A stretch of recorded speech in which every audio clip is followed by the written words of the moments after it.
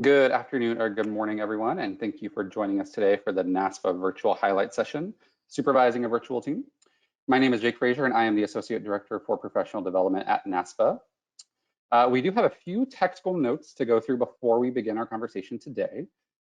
Please, at this time, go ahead and minimize all other applications you've got open so you can see and hear our presentation. We are going to be offering live captions today through an external website. If you would like to access them, please go ahead and navigate to the link that's being provided in the chat box now. You should see that chat box in your GoToWebinar control pane on the right-hand side of your screen. This will be an interactive session, so please do make sure that you are near a computer to respond to questions throughout the presentation. You should have a gray menu on your screen, and somewhere on that you will see this audio control panel, which usually defaults to being open when you log into GoToMeeting. However, if it isn't, you can access your audio controls by clicking the plus sign next to the word audio on your menu. This will then allow you to choose between telephone or microphone and speakers, which you can switch between during the presentation if one stops working well for you. To use your telephone, you'll want to use the access code and PIN located on your menu, not the ones here, as these are just an example. And if you do choose to use both the computer for video and telephone for audio, it's important that you dial the audio PIN, as it will take 2 virtual seats if you do not. So please do, if you're using the phone, dial in and use that PIN number. As a reminder, all attendees will be muted throughout the session. With that said, if you have questions or comments as we go through the webinar today, you can actually use the questions box located further down on your menu. You can open it by clicking on the plus sign next to the word questions. My colleague Mallory and I will be managing the questions and chat throughout the presentation. And if you are having technical issues, we will respond to you privately. So let's try that now. Just use the questions box, and you can actually write in maybe what institution you work with, and maybe how many people might be viewing with you if you are having a viewing party virtually. As we go through the live briefing, if this menu does start to get in your way, you can hide it by clicking the orange arrow on top of the vertical strip of icons. It will basically minimize the whole screen for you so you can pay attention to the live briefing. And then if you need it back to ask a question or to provide feedback, you can click on it again and it will slide right back out. So that's it for my technical directions. You will be notified via email when the recording of this live briefing is available. We thank you in advance for your attention, and I'd like to turn it over now to Marissa Curry, Director of Program Development at the National Society of Leadership and Success, to get us started with our presentation.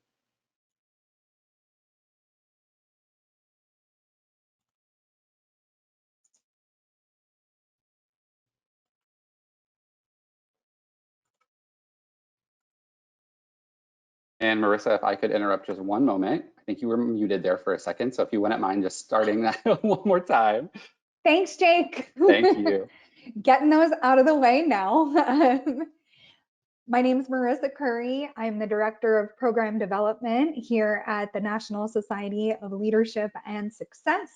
And I'm happy to be joined by 2 other amazing women that are going to be talking about, or the 3 of us are going to be talking about, how to manage and develop virtual teams.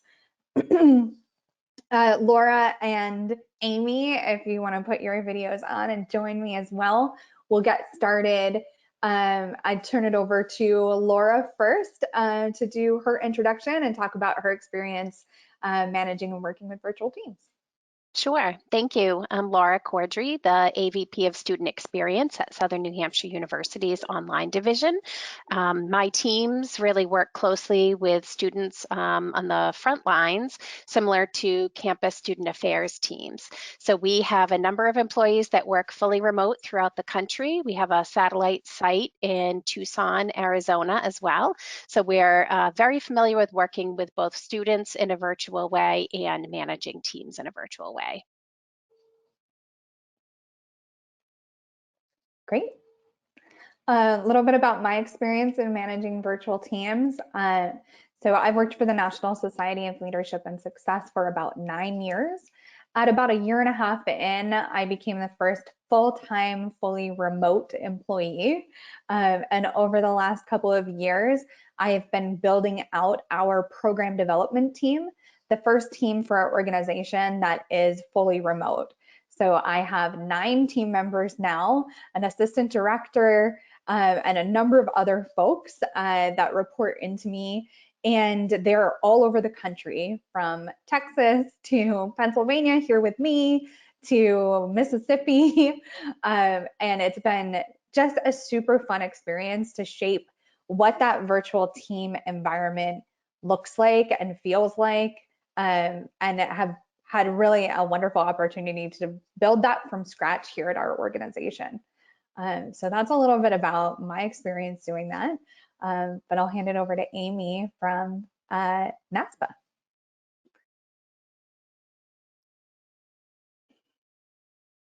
Clicking too many things. Good afternoon, everyone. My name is Amy Shopkorn. I'm the Vice President for Operations with NASPA. I have been with the organization for almost 8 years, and in my time here, we've transitioned from being a fully place-based organization in a single office in Washington, D.C., to being in a place where we have over 50% of our employees dispersed throughout the country, working in home offices, and then optimum flexibility for those who are office-based, so that we've now moved from being a place-based organization that has some remote folks to being a fully dispersed workforce that manages ourselves in the virtual world pretty much 100% of the time.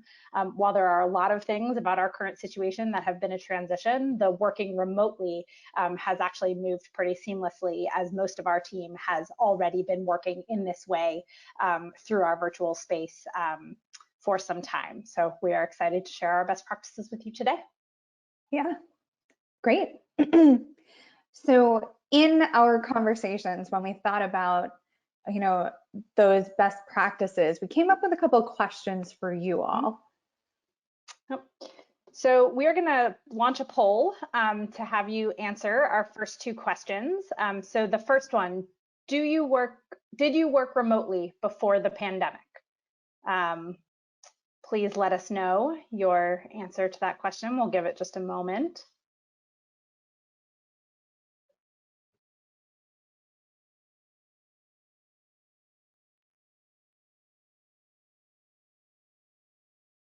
Okay, let's move on to the second question.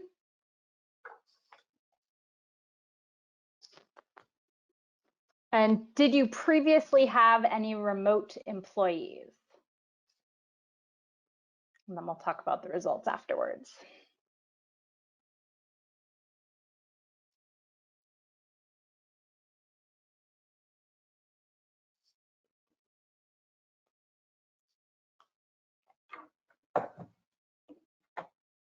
Okay, so let's close that one. And then for the last question, if you all could just type in the questions box that Jake showed us earlier, and tell us, what are you challenged with the most in a remote environment?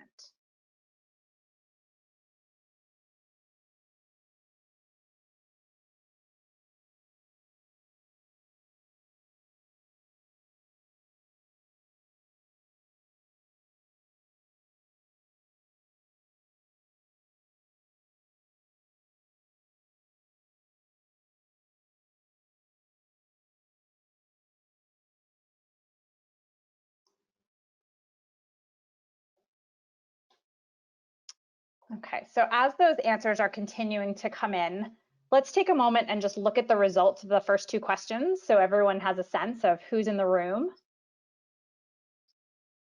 So on the first question, did you work remotely before the pandemic? See that 77% say no, 19% some, and only 4% yes, which I think is pretty common across the higher ed campus-based landscape.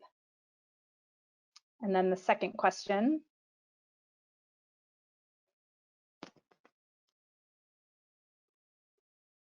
Did you previously have any remote employees? 89% said no and 11% said yes. So that's a good context for where we are.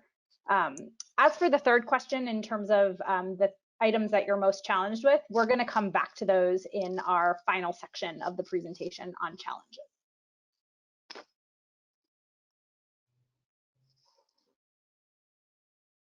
Okay. So some of the things that, as Laura and Amy and I were talking about, the common threads in how to best manage and support virtual teams, we came up with 4 kind of clear, important pillars of managing virtual teams. I think we agreed that what had to be number 1 was compassion, especially right now, but hopefully all the time. Compassion. You don't know, what's happening in their home life, or maybe you do, but it's really important to lead with compassion. The next one is communication. Communicate like never before, as Laura said, over communicate. And I think, as we also heard from Celeste in the opening keynote, that's such a critical part of building those relationships, is communicating with your team. The next one is fostering community. How do you help to build a community amongst remote employees? And then the 4th one are some common challenges that come up. So we'll go to the first one, and the best place to start, we think, is compassion. We're going to each kind of talk about these, but just as an overarching summary here, leading with compassion is even more important in the remote workspace. You don't have an opportunity to get on that same level, or as a supervisor, just walk around and chit chat with your employees. So how can you build that relationship with them? And I think we think a lot of it starts with compassion, being exceedingly human, being persistent, honest, creative, present, and trusting. So on the being exceedingly human, I think, and I'll pass this over to my fellow panelists to talk about as well, but being exceedingly human sometimes means recognizing your own faults and the challenges that you're facing. One of the issues I saw was saying motivated. You can admit to your team that you might be having some of those struggles too. And when you do that, you're really leading the way with giving them the space to talk about what they're facing and challenged with. Laura, Amy? Sure. One of the pieces I would add to the being exceedingly human is vulnerability and creativity, and taking the opportunity where this is brand new to many of you. As we saw from the poll results, this is not something that people are used to, and acknowledging that for your team, and also not being afraid to step outside of your comfort zone to be real with people. We have found that with remote teams, it's even more important to connect with the folks on a daily basis and really show them that you're maybe struggling at times with this new setup, just like they're struggling. One other point that I would make too is being honest with your team. So in a typical work environment, the expectations are there and people understand how the team operates, what they're expected of. But in this new world that we're in right now, those things may not be clear. And I would highly encourage leaders to be honest with their teams. Share what you know, share what you don't know, share when you need their help, or when you are looking to your own manager for support and help. It allows them to not only see you as a human working through this, but also being honest with them where you may not have some of those answers yet. And finally, I would add on this point, as we think about being exceedingly human, is not only does that apply in the remote workspace generally, but it is particularly important given what we all are navigating right now. So not only are we trying to learn how to work differently, use technology in different ways, connect in different ways, but we're doing it at the same time as we're managing our own anxiety and fear about what's happening with this virus, potentially teaching children at the same time as we're trying to navigate our work. And that's a lot. and it's okay for it to be a lot. And as we think about our role as supervisors, to come to the table and acknowledge that and give both yourself and your team members the space and grace to manage these multiple obligations, multiple anxieties, goes a long way in continuing to keep the lines of communication open, keep the trust open, given that things are not business as usual. Absolutely. The next B we had was be persistent and keep at it. Laura, Amy, anything you want to add to or context around being persistent? I would say that you can't check in too much with your team, that really people are looking for human connections. They want to hear from you. They want to be connected to their team. And sometimes folks are feeling that the disconnect that the virtual team brings is something that's really hard to overcome. So as a manager and a leader and a team member, it's really important to be persistent, especially those folks that you know may be, as Amy said, juggling children at home. Maybe they're caring for an elder parent. They may be a single parent themselves. Those are the staff members that you want to check in with even more. For sure. The next one, be honest. Laura talked about that a little bit already, but I would just echo that, you know, there's a lot less opportunity to have that kind of read on people's body language. Although as a general note, I would lean towards, as often as possible, having video calls with people. But even so, there are things that come across in text, in chat, in emails that, you know, can get tense. I would always encourage you, jump on the phone, jump on a video call with them, and be honest. I have, won't call her out by name, but somebody that I work with, and sometimes in email, like we get a little because we have different communication styles. And so I would just message her and say, I'm getting a little frustrated, let's get on a call. And the ability to have that,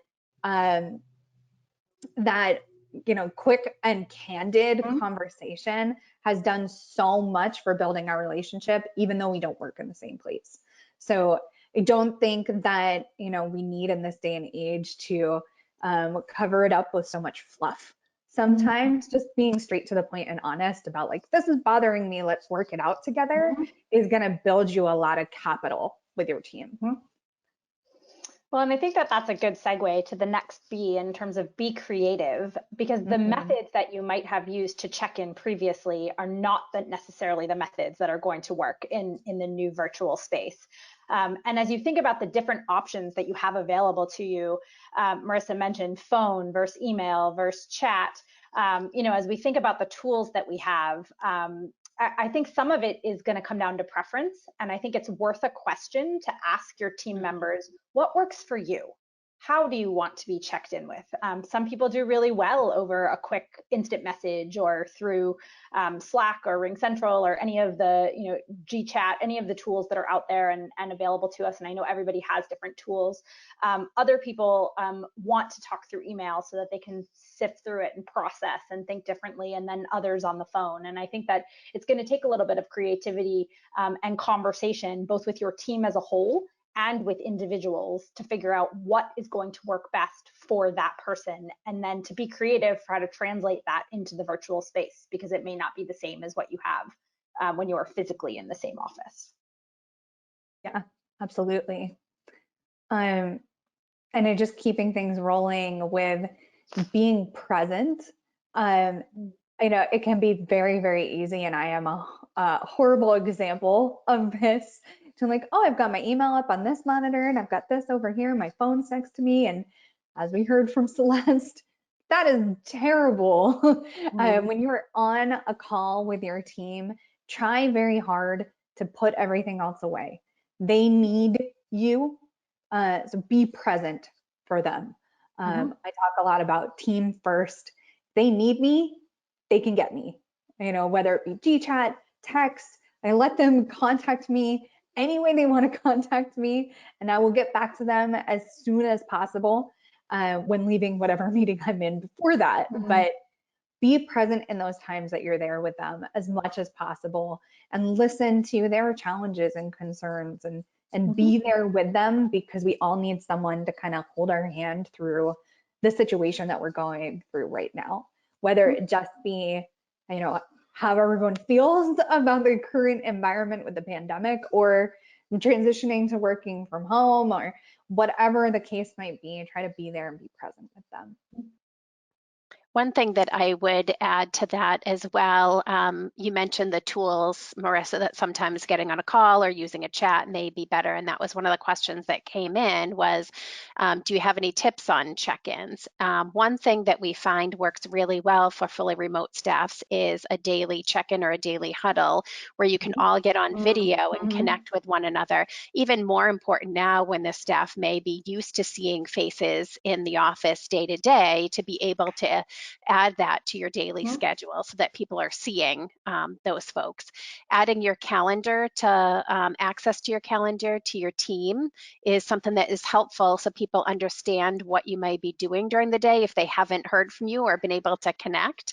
And even making sure that you're responding to chats or to emails the same day that they come in. Right now, when you're not able to see those people, you're not stopping by someone's desk or saying to them, hey, I just sent you an email. I'll look forward to chatting with you tomorrow. We don't have those luxuries. And especially with a fully remote team who may be working on different parts of the country or different time zones, it's even more important to make sure that you're responding to people quickly. And the last one on here that is, I think, just ties it all together. So you have to be trusting. You know, I think at the end of the day, we're all working in student affairs and in higher education for the right reasons. I talk about this a lot, but you know, nobody's working in the positions that we are to get rich. They're here because they care about students, because they care about making a positive impact in the world. And so there's no need to micromanage your teams. Trust them. They want to get the work done. They're trying to figure out how to make it all work. Trust them. I never with my team have I had a, like, you need me to ping me when you're online and ping me when you go offline, and don't keep track of individual hours. It's really like, be there for the meetings that you're supposed to be there for, get your work done. There isn't a problem until, you know, one comes up. But until there's something to give me reason not to trust you, I am going to absolutely default with trust. You're here for the right reasons, and trying to get the work done in whatever fashion you can right now. And so just trust your team, because they want to do a good job. And with that, I think going back to the earlier point about checking in frequently, I think it's important to be transparent with your team about why you are doing that. You're doing that to stay connected to them, to look out for their well-being, not to micromanage their work, or because you don't trust them to get the work that is outlined done. I think work product really speaks for itself. And knowing, especially now, that people may have to work some non-traditional hours in order to get their work done, again, as they're balancing teaching children and other family obligations, I think that as long as the work product is speaking for itself and you're checking in regularly with your team and staying connected, and again, being transparent about that, then the hours themselves become less important. A question came in about how whether management or HR should be tracking remote hours on a daily basis, and I think that the answer is the hours tracking should be whatever it was when you were in person. Whatever requirement your institution has for people submitting timesheets, I think that should be sufficient in this time frame as well. I don't think it requires anything different. Again, as long as the work product is speaking for itself, and as a team, you've established what your new norms are, and somebody is maybe more in the evenings and somebody's more in the morning, and so forth. So I wouldn't change that just to accommodate that. Amy, we also had a question about, when their track record of in-person work is maybe a little challenging. How do you get to that default space of trust? Now, I don't have the experience of in-person work, but I certainly have had times where I was managing team members remotely, and there were some performance issues or things that they, were struggling with. And what I did in those situations is I had daily check-ins with them. In the morning, we would set up what are the expectations for today. And the next day in the morning, I wanted to hear what the results were from the day prior. In my situation, thankfully, I have some things that report on that, like email sent and that kind of stuff. So I can sort of double check if you have an opportunity or you have a resource to be able to kind of see some of the numbers on your end, great. But if not, it's setting up that consistent accountability. So here are what my expectations are for the day. And then the following day, were they met? And then what are the expectations for this day? And in my experience, when we've done that, there's been a clear trend that has gotten us away from needing to do that. When I have had, say, 2-3 weeks where all of them were consistently met, then I'm going to back that off to my typical weekly meeting.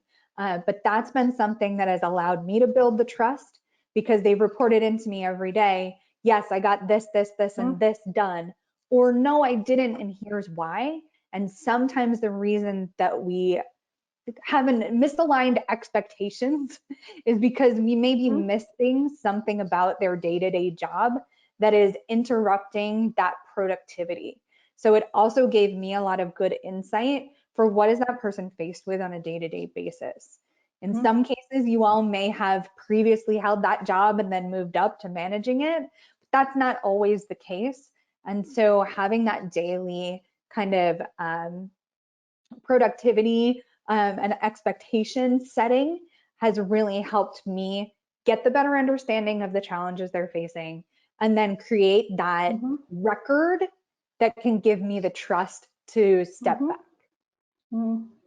And in terms of the transition from going in person to remote, where you have someone who may have some performance challenges, I think that a couple things. One, if it's a person that you already are having those conversations with, so in person, you are already discussing the challenges in their work, continue them.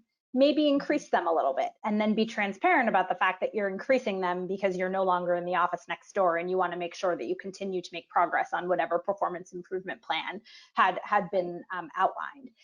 If it's an individual, though, that you had not been having those conversations with previously, and the remote workspace is now prompting it, now is a great time to start. And I think, again, to sit down and have those one-on-one check-ins and say, acknowledge the fact that the work product hasn't been what it was, and that you have concerns about going into this online space with it, and that therefore it makes sense to check in on an ongoing basis, and how you'll progress through that.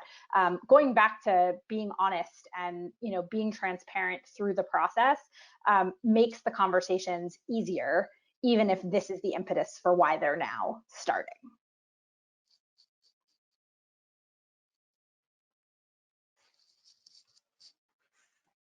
Great. There was also a question that came in around examples of weekly, daily reports, so that folks don't feel micromanaged. That's going to depend a little bit on what systems you guys have in place. For us, we have both phone logs, and also we utilize HubSpot as our customer relationship management software, so I can see visuals of what's been accomplished. Laura, do you have anything at SNHU that kind of tracks productivity? Depending upon the team, there's a number of different metrics that track productivity. So similar to you, we track daily metrics or weekly metrics around engagement, communication.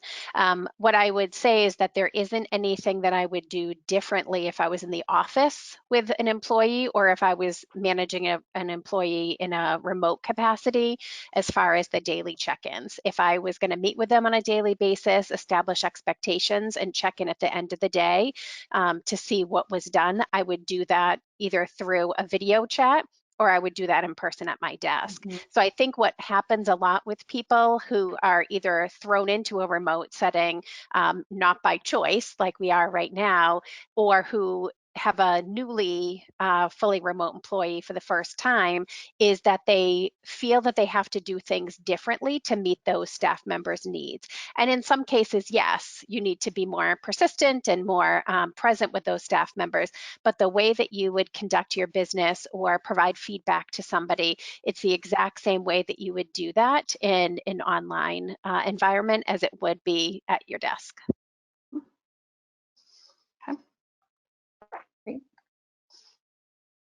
One of the questions that just came in was thoughts on folks who don't want to join video meetings. We have a rule here at Southern New Hampshire University that you need to be video ready at all times.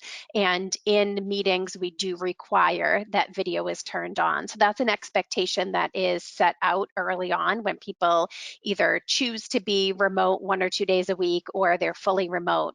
And I'm sure that other teams who have remote employees have something similar. So I would be really specific with the teams from the get-go that while we are home, when you're in meetings, chats, conversations, you need to be video ready. I would just add to that, if folks are feeling like, oh, I don't look good on video, like we have a really relaxed feel on our team, especially for like our first morning huddle.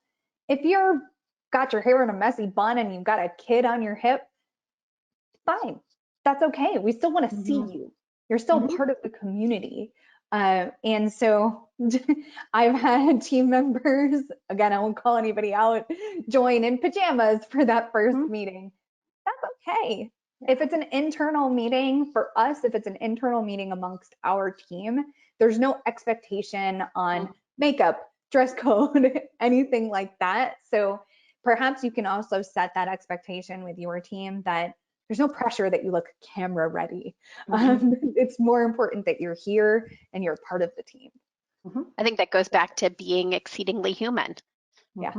That we're not all going to have the best hair and makeup days when we're trying to set up a small child to get ready for the school day and get on to our first morning meeting at 8 a.m. We're all human. Absolutely. So the next pillar we had was communication, and we've got into some of this already, so this may answer some of your questions. But first thing is meeting cadence. The meeting cadence that we follow is that morning huddle.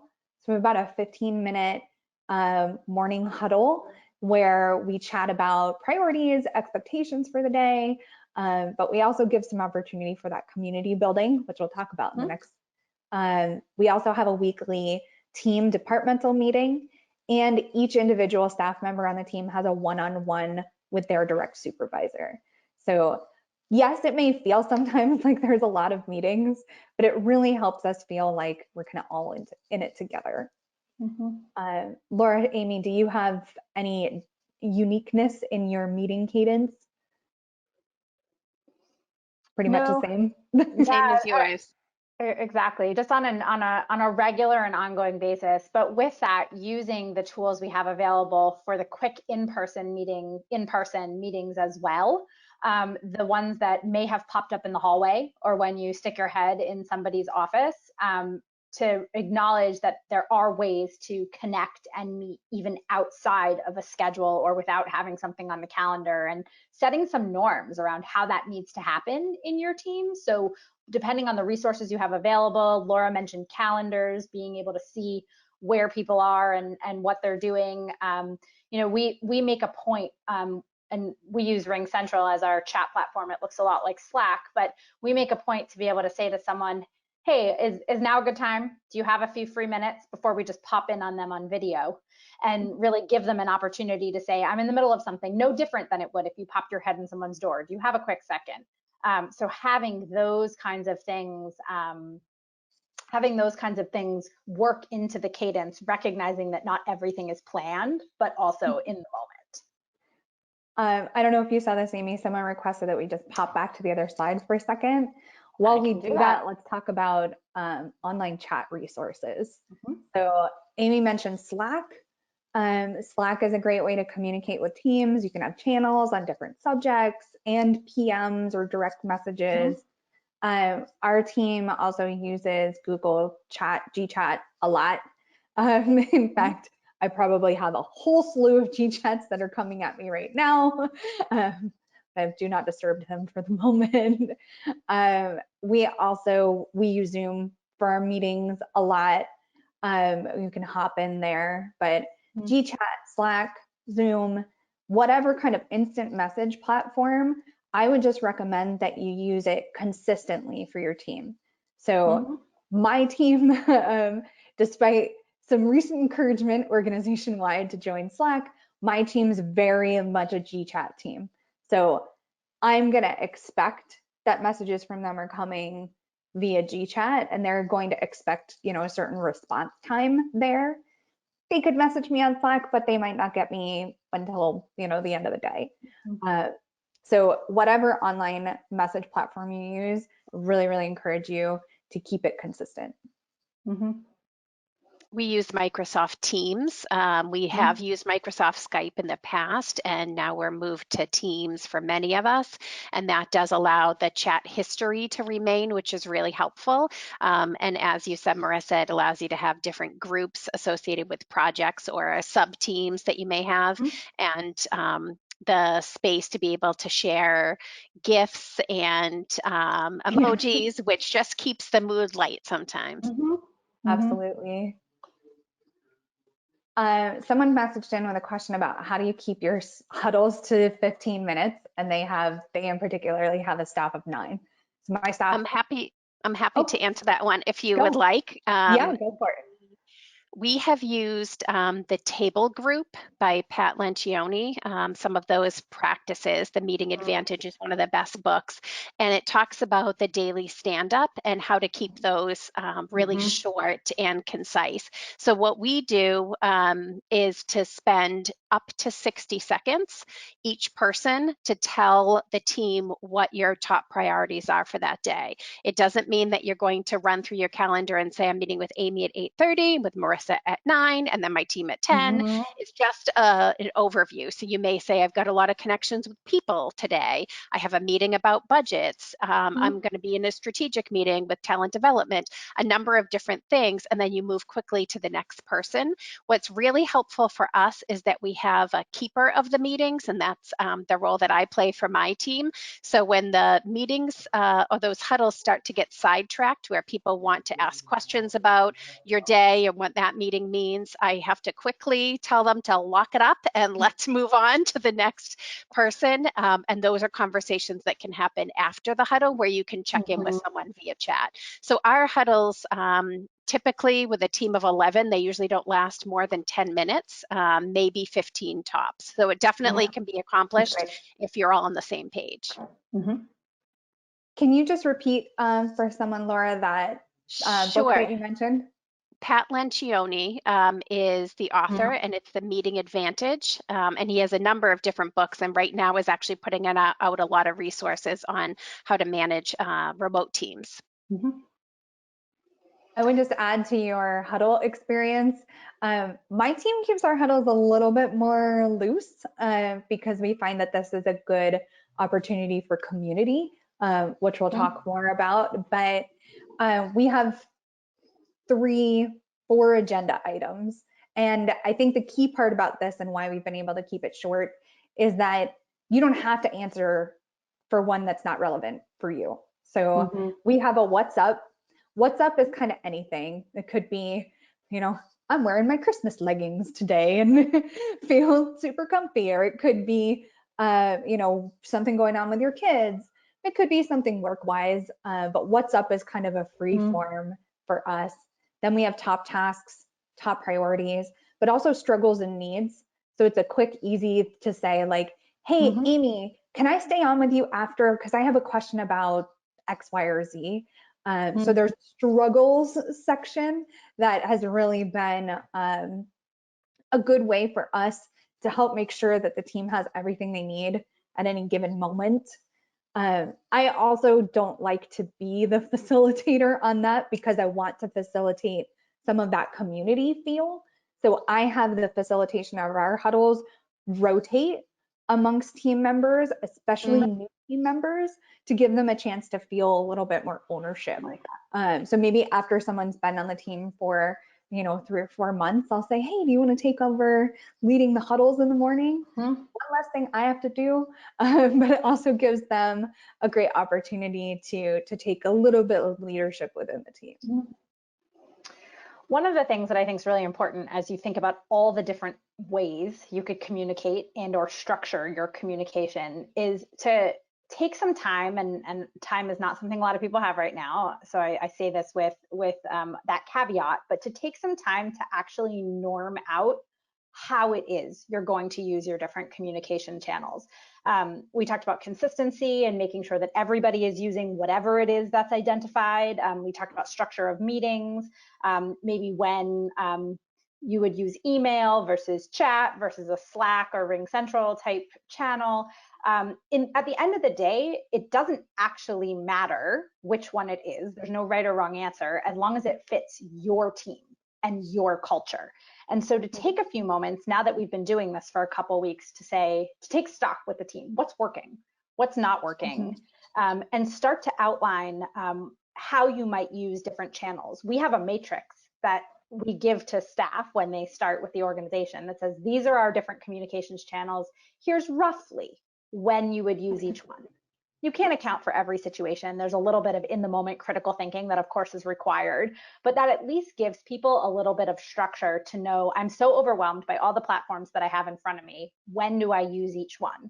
And we even go so far as to say, because Ring Central is a lot like Slack in terms of the different teams or channels, when you would post something in one team versus another team. And that gives people those guardrails, those boundaries, and we don't all get it right 100% of the time, but it at least sets some structure out so that it doesn't feel so overwhelming in terms of where to even begin. Yeah, that's a great idea. I also would reiterate getting the feedback from the team. I think it super helps with their buy-in to talk first about what's working for you, what doesn't work for you. And then regularly reviewing, well, did we cover over communicating? I think so. Yeah, I think so. Regularly reviewing priorities with the team. So in those huddles, in those weeklies, in those one-on-ones, making sure that you're covering things in a structured and consistent way, but then also making sure that everybody understands, what are we chasing after right now? What do we want to make sure that we're all driving towards is really important.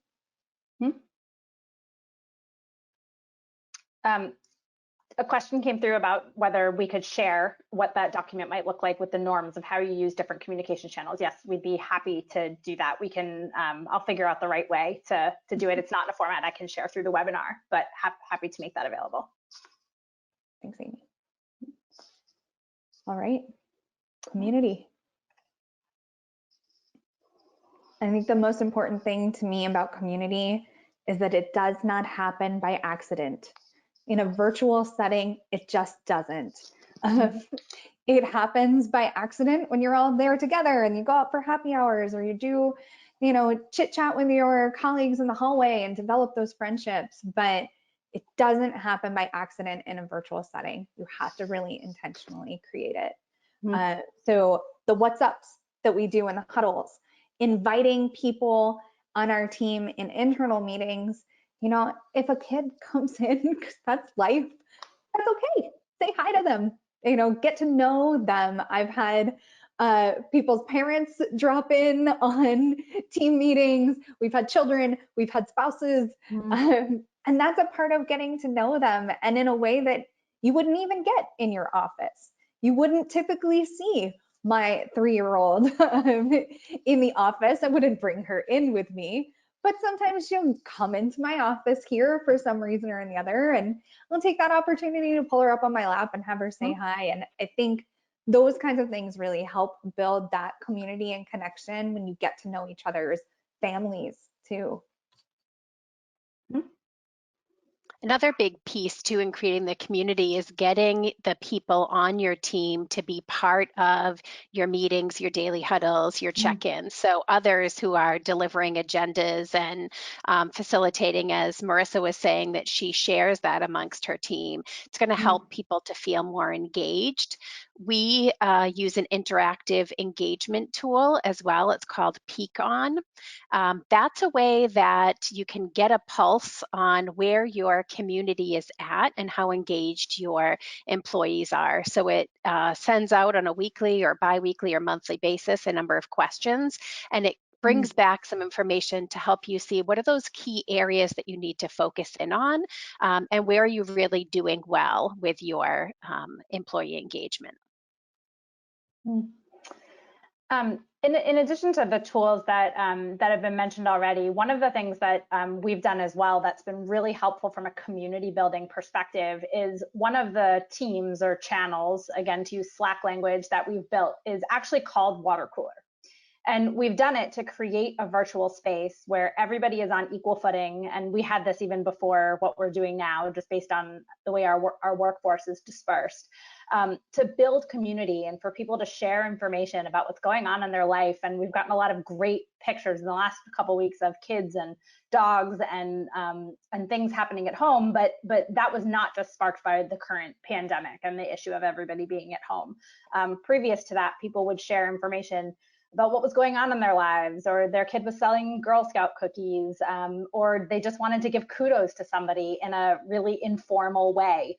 And what we've heard from our new employees, particularly those who start with the organization remote, because that's something that happens quite frequently for NASPA these days, is that they instantly feel like they have a place to connect with other staff in the virtual realm, and therefore don't miss out from being not in the place-based environment when we had that. So through whatever format makes sense for you, to create something where it's not necessarily about work, but it's about the people, it's about the things that people are doing in the day-to-day, and a way to get to know folks and connect with folks, I think is really helpful. We had someone post the other day, can someone explain new math to me? I'm trying to explain to teach my child and I can't do it. And we had 3 or 4 staff members who jumped in and said, I got this, let's chat about it, right? And so people are connecting on things that they wouldn't even know that they could connect on, because we've created that space for them.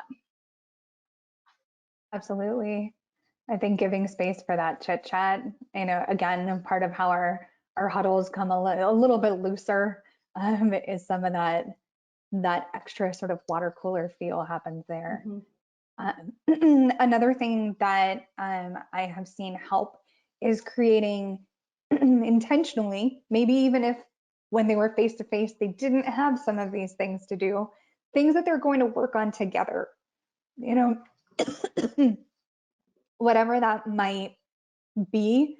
For us, sometimes it's we get a big list and we need to go through it and clean it. Okay, well, everybody has 100 names to look through, and then we're all working on something together.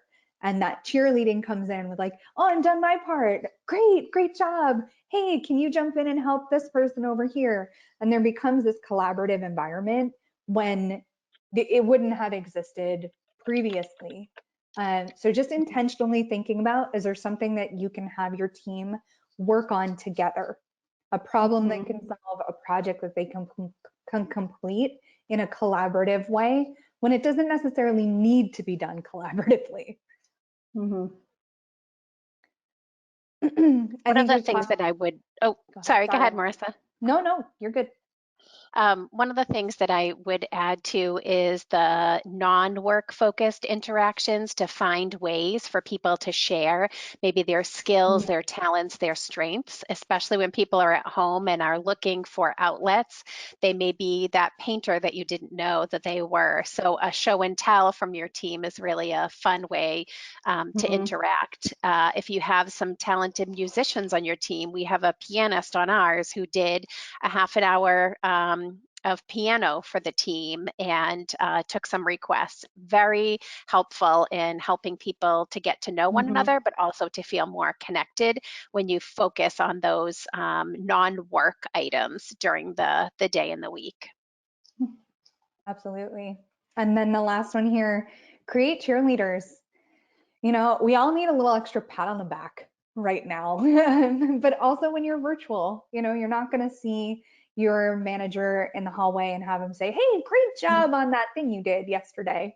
So what we have done is in our weekly meeting, we have a section where we have the team call each other out based on our organization's values. So one of our values has been get it done, make it fun.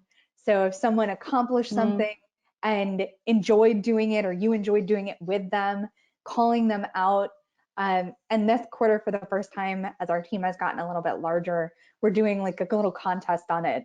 So whoever got the most shout outs at the end of the quarter is going to get something. I haven't told them what yet, but we'll figure it out. But it really fosters recognizing each other, but also feeling recognized and feeling appreciated on the team, when it isn't necessarily our inclination as managers, with all of the things that we're juggling, to constantly be saying, Laura, good job on that. Amy, good job on that. It's great if we can, but giving the team an opportunity to be cheerleaders for each other helps take a little bit of that off of you, but also really to feel the community. So we've had a couple questions come in about the differences between full-time staff and student staff as we make this virtual transition. So I think there's a couple things that would make the answer not necessarily the same for everybody. And so, you know, the first would be, I think all of the principles we've outlined are applicable to student staff. All the things about compassion and communication and building community. The question becomes, how integrated were your student staff into your division or department before this happened? And then finding ways to either mirror what happened there. So if they were completely integrated into that, it's figuring out how to include them in all of the online things that you're doing. If they were really separate and took a totally separate approach, I think the principles are no less important, but perhaps the way you implement them could be unique to that particular student group. But to keep them connected, keep them, I mean, on task. And I think that what we know, student workers versus full-time staff are probably going to need a little bit more of that micromanaging or helping stay on task. We have transitioned all of NASPA's undergraduate interns. We worked with the Federal Work Study Program to be able to do their intern jobs from their homes, given that they're not on campus right now. But what that means, they don't have NASPA computers. They do have access to NASPA's particular components of NASPA's network, depending on what it is that we're doing. And so our intern coordinator is still continuing to bring the interns together in a group, because they are on our Ring Central, so they can access through video and connect, but also checking in with them on a more regular basis, making sure they have tasks to do. And probably more so than full-time staff, checking in on hours, because that's the culture of how we would have done that in person anyway, as far as they're concerned. But just figuring out how to translate that so that they still feel connected and are able to get their work done. Great. Move on. Yeah, I was just looking through some of the other questions, but I think we'll circle back to them at the end. Yeah. There we go. Challenges. I think Lori, maybe we want to start this one out. Sure, I'd be happy to. I think one of the things that is really important to remember for everybody is you've adapted to change in the past and you can do it again. This is a big change because it's affecting not only your personal life, your home life, your family, but also the way that we communicate with one another, your teams, your approaches, and your students. So the way that you're delivering service and support typically may be in that face-to-face environment, and this is really different. And it does take some time, but you've done it before, you can adapt to the change, and you'll do it again this time. One of the pieces, one of the challenges that someone mentioned in the beginning, which I will mention, is a realistic challenge that we should be thinking about, is confidentiality. So for some of you who may not have a private place at home and are working at the dining room table with a couple of children and may need to have some private conversations, finding a way to do those throughout your day, scheduling time throughout your day where you can remove yourself and go to a private place, even if it's your bedroom with the door shut, the bathroom, it doesn't matter where it is, being able to shut the door and have some privacy. The other thing is it's okay being human and being vulnerable also is identifying when you can't get something done. Mhm. And it's okay to also talk with your staff and say, I don't have a private place right now. And these 5 students need to have some outreach today for some concerning issues. Can someone else take this? So that way you're not holding off on the students, but you're also being respectful of their privacy. One thing that I would suggest is that we would encourage is not to really print out a lot of information. That privacy is still important when you're at home, just as it is in the office, and having stacks of files in the office where you can lock your door is different. But when you get up from your computer, lock your computer screen, move away from it, shut down at the end of the day if your children are going to be sharing that same laptop as you, so that we're not at risk of having student information shared in ways that we may not have thought of before. Absolutely. Also a challenge that can come up from working from home, staying focused. And even more so now, if you may have children at home. I would say be gentle with yourself, be gentle with your staff on this. In this moment, we're all doing the best we can on staying focused, and also say maximize when you're most focused. So I, for example, am better at getting things done in the first half of the day. In the second half of the day, I lag a little bit. That's just my own cadence. And so when I had more flexibility in my schedule before becoming a supervisor, I used to stack all of my meetings in the second half of the day, do all my project work in the first half of the day. So you have some ownership over your schedule to some degree. Try to flex it to what you need most and what works best for you. Sometimes that takes some discipline and being willing to say, no, can we have this meeting tomorrow afternoon instead? Yeah, and with that, I think being, or rather acknowledging that your staff likely are having the same challenges on focus and distractions. And I think that, one of the things that came up in a couple of the answers of the challenges that you all have is staff morale right now. This is a hard time.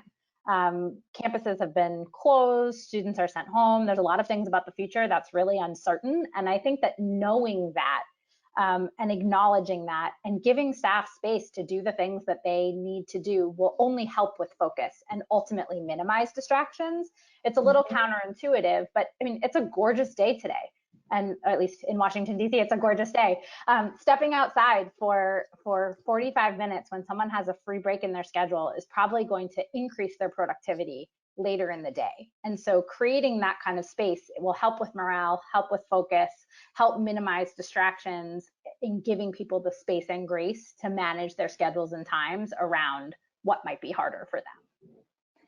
Yeah, absolutely. And a policy that we've recently implemented in the wake of COVID-19 is a flexible work policy. So to the extent that your institution may be able to do this, we found that it's been super helpful to ensure that our teams and our staff feel supported by us in this situation.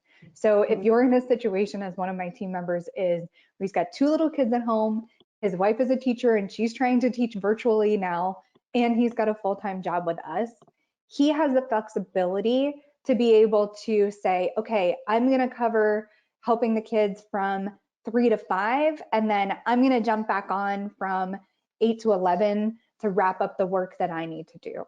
So if you have the ability to give your staff that flexibility in this moment, I would encourage you to do that. I typically have some level of flexibility like that already. I think it's an appropriate thing for remote teams. So if someone has a dentist appointment or something like that, just get the work done when you need to get the work done. And I think when you have permission to step away to handle whatever it is that's pulling you, it makes it easier for you to come back and be focused. Yeah. I think that another challenge that relates to that, though, is almost the opposite, which is people feeling like they have to be on all the time and connected to work all the time. And that work-life balance, particularly now, but always anytime you're working from home, is something that's hard. And not everybody is going to have the flexibility to create a dedicated workspace for themselves that they can go and shut the door and leave it behind as though they were coming home from the office. Everyone's going to have to do the best that they can in terms of that. But I think even if it's just symbolically, really encouraging your staff and yourself to create some real boundaries where at the end of the day, when it's time to be done, be done. And we are not all able to turn off all the time, and there's emergencies that come up, and especially for higher level professionals, that's not always possible. But creating that balance and taking the time to sit down and have dinner with your family and do something for you, read a book, is so important, especially now. And I think that staff feel pressure because they're not necessarily in person to almost overprove how much they're working. And I think setting that expectation that that's not the case and that we encourage that balance is just as important as also like giving the other space throughout the day. I would agree with that. That was something I had a really hard time with when I first started working remotely. I get my emails on my cell phone and I'd just be answering messages and doing stuff 24 hours a day, every time that I was awake. And finally, I put a do not disturb on my phone from 7 p.m. to 7 a.m. If you call me, message me, email me during those times, you will not get me. And I needed to create that boundary for myself in an artificial way because I wasn't doing it. So I would also encourage that. And as a leader, when I get a message from one of my team members that's outside of what I would consider typically their work hours, I will have a tendency to have a follow-up conversation with them and say, like, are you doing all right? Are you having trouble, getting your work done during the regular time? Let's talk about it, because I don't want you to be working more than your regular work time. If you feel the need to do that, I want to have a conversation with you, because burnout is real. And I hear about it a lot in student affairs, and it is a struggle to be there for your students all the time. So I would encourage you as a manager to have a conversation with your team if you're seeing correspondence come back and forth outside of what you would anticipate are typically their work hours. I think one of the things that we've talked about a couple of times, or that I've mentioned, is to try to operate the same way that you would in the office when you're working at home. And it's challenging to do because there's different levels of distractions when you're home. There's laundry that can get done. There's a pantry full of Oreos. There's kids running around at your feet. There's dogs barking. And I've got all of those things in my home right now too. But trying to use those same practices that you do while you're in the office to organize your day and to find that balance. If you normally schedule a 15-minute break during the day in your calendar to take a walk, then do that. If you have coffee with some of your peers in the office suite, then schedule coffee time with them and just do that through a video chat. I find that I end the day with looking ahead to the next day and kind of writing out my to-do list and my calendar. And I've found that while I'm home, I have to use different methods of doing that to make sure that I'm scheduling in those times to check on the kids and see how they are doing. It may not be that I'm adhering to the exact schedule every single day, but making sure that I am building in those moments to be human.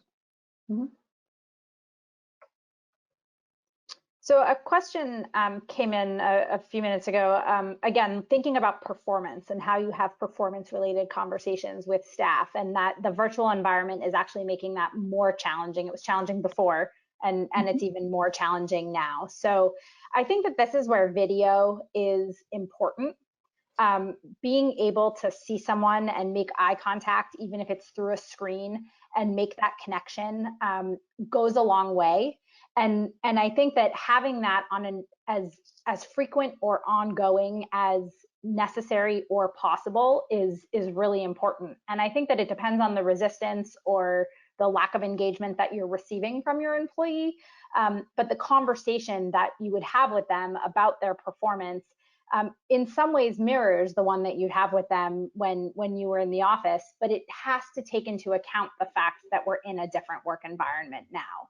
And I think, again, the more that you can be connecting with that individual in a face-to-face way, the better you're going to set yourself up for success. If this is an employee that is not going to make improvements in either environment, well, then that's a different conversation, and context at that point becomes less important because you're really just dealing with that performance issue. But finding as many ways as you can to connect is a good strategy. Yeah, and that reminded me of something else that I wanted to share that I implemented recently. And I recently implemented, sorry, I recently implemented virtual office hours. So kind of following academia, having office hours where anybody on my team can come in and out of that meeting, whether it be that we're just hanging out and working together, or if they have something that they need from me, if they have a question or they need to run something by me, they can do it then. So knowing that there's kind of a standing time where they'll have access to me. I don't know about all of you, but as a manager, as a member of our leadership team, I am pulled into a lot of meetings all the time. And so over time, some of my staff has felt like, I don't want to bother you. I know you're busy. They can see my calendar. They know there's no time in my calendar, and they feel bad about asking me questions or interrupting me during the day. One, I try to dissuade them from feeling bad about that and encourage them to ask me questions anyway. But two, setting up those office hours and just making myself present and available. Usually all I plan to do during them is answer some email as I wait for somebody else to come in and out. So plan something for you to do during that time that's easy and can easily be interrupted, and then just be available. Even if no one shows up, great, nobody needed you at that moment. But sometimes I have everybody from the team in them and they're waiting for who can ask me the question next. And so I would really encourage you to implement those virtual office hours. I think that has gone a long way for us to make it feel like I'm more accessible as the team leader. The other thing that I wanted to touch on here is fostering agility. I don't know about all of you, but for the last couple of weeks, plans have been changing hourly. I feel quite certain that most of you are experiencing that as well. And so in an environment where plans are changing so frequently and your team may not be up to date on what's happening with that, I'm having intentional conversations with my team about, this is the plan at the moment. I want to remind you that things are changing regularly. I will try to keep you updated as much as possible, but there are things changing that you may not know right away. If you have questions, please ask me. And often couching things with, this is the plan right now.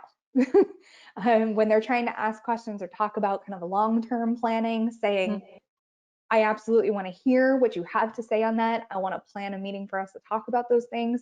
But with the current environment, let's get through the next week. Let's figure out what we're doing for the next month. And then take it from there, and encouraging them to be comfortable in that ever-changing environment, but also in encouraging them to have some comfort in that. We're fostering them to be more agile team members, to be more willing to, change plans on a dime. I think that's something that we all have to learn right now.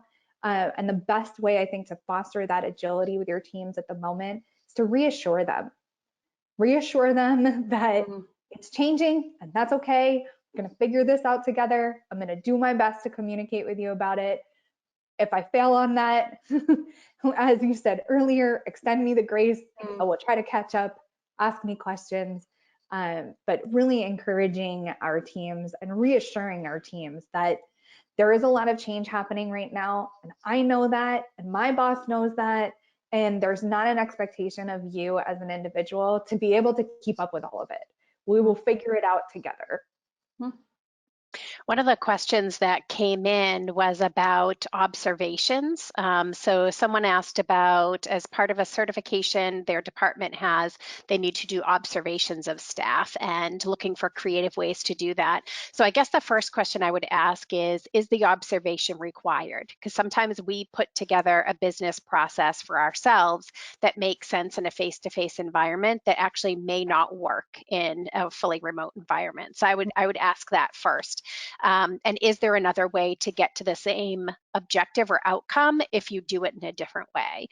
If you do find that you need to observe a staff member, one suggestion would be to reach out to the ITS or IT folks for your campus to see what type of tools they have that may allow you to either virtually observe somebody, whether it's in a phone call that you're trying to listen to.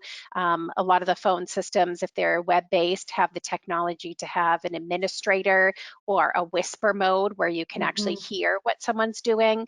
If you're asking someone to do work on a computer and use specific systems in a way that you're normally observing, is that something that they can do through a screen share? And if it's communication from one staff to another, then inviting them into a chat room, and whether it's Adobe Connect or GoToMeeting, a Zoom, whatever platform your institution is comfortable with, just being present. Is it going to be more awkward? Absolutely. So let's call that out right from the get-go, because it isn't as natural as you'd want it to be. But there are ways that you can get around that. Or do you need to pause and wait and do those observations in the summer when perhaps you're back on campus? In the few minutes we have left, there's one last question that I think is really important to address, and that's how to handle recognition and how to acknowledge your staff, recognize that everybody is working hard, but do it in a more virtual environment. And so there's a few different strategies that you can employ for this. Again, using whatever team chat, message board, etc. Space that you have. That's a really great way to acknowledge people publicly. We know not everybody wants to be acknowledged publicly. There are people who would much prefer to be acknowledged in the one-to-one space. And so certainly you have the ability to send them a chat or an email. You can also drop a card or a note in the mail. It's not as instantaneous as it would be as dropping something off by their office, but nobody gets good mail anymore. So that would be, I think, an incredible bonus for a staff to receive something like that. But I think that it's similar to our over-communicate point. I think recognition is even more important in the virtual space, especially if you had things in the office that enabled a lot of face-to-face recognition in the day-to-day. So to think about how you can do that in an increased way, shout outs in meetings, posts on message boards, but make it a part of your daily fabric, not so that it becomes just something that's rote or overdone, but so that people really feel like they're being seen and the work that they're doing is being acknowledged in that way.